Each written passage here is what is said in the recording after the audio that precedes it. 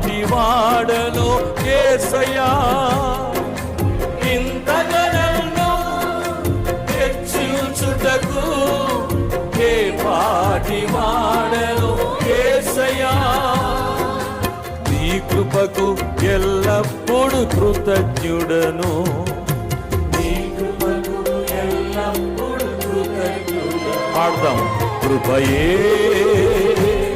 కృపయే నేనేమై ఉన్నానో నీ కృపయే. చెప్పండి.